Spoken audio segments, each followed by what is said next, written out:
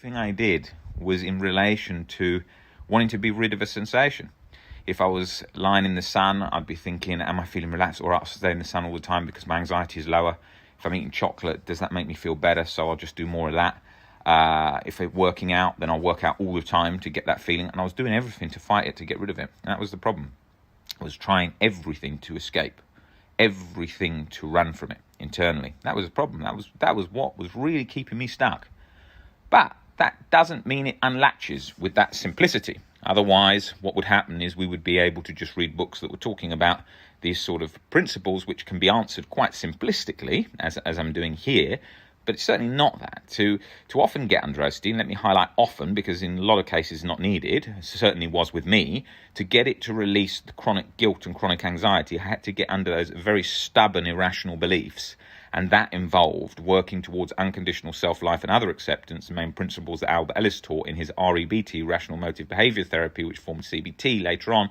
He outlined why, and also another quote to draw in there is Korzybski said that God may forgive our sins, but our nervous system won't. And that was very true. And that's what he draws on that in the Myth of Self-Esteem book, talking about in reference to quotes like that, how our nervous system just stays completely latched on when it sees that there's something to be terrified of, something to be scared of. And that was very much the case for me, because I was completely scared with a chronic real event, a real event from the past over 15 years ago that I believed made me guilty chronically and should be tortured in my mind forever and ever, the usual harm, OCD, chronic guilt related stuff. So it was realizing that actually I could accept myself still if I change my perspectives and adopt unconditional self-acceptance instead of conditional self-acceptance, which makes a scientific evidence-based change in thinking as opposed to the irrational, which isn't. And so I was able to see that. That I was just accepting myself conditionally and writing myself off if I did something wrong in the past, which obviously OCD would zoom in like a homing missile for that thing.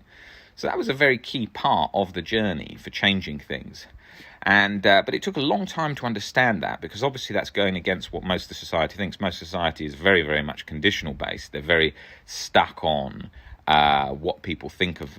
If what people think of them, they view their whole self as if people think they're cool, then they rate themselves as completely cool. If people think they're weak or not cool, they view themselves as that, and so they're bobbing around to whatever people are thinking of them at different times, and that's sort of jumping around left, right and centre. So that becomes an issue, because then they're held hostage by whatever anyone thinks of them. And obviously doing Albert Ellis's shame attacking exercises would be very helpful for them to give up seeing that they do not need others' approval, which was one major area that harm OCD latches to. What will others think? My family will write me off if I did that. My relationship will write me off if I do that. Friends, family, everyone will write me off if I do that. And that's where it had a lot of power, because it knew that if it was latched like that, if it could always find something to latch like that. It could always find that situation. There would always be that thing in the past that would be able for it to get its claws on. So unconditional provides a framework where there is nothing, because it's unconditional. There is no condition for it to latch on. Conditions is what it's going for. That doesn't mean you need to bolt down unconditional self-acceptance, sort of perfectly understanding it and embodying it. You don't need to do that. But you need to, it is very helpful, and the more I became in that position, it released a lot better.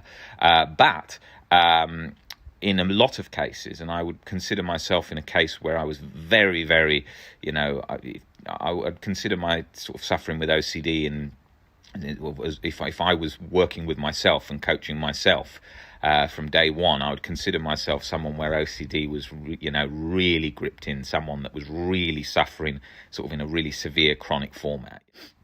I definitely think that getting a much better understanding of unconditional self-acceptance played a significant part in my own journey, because it got under so many of those really stubborn sort of web that I was in,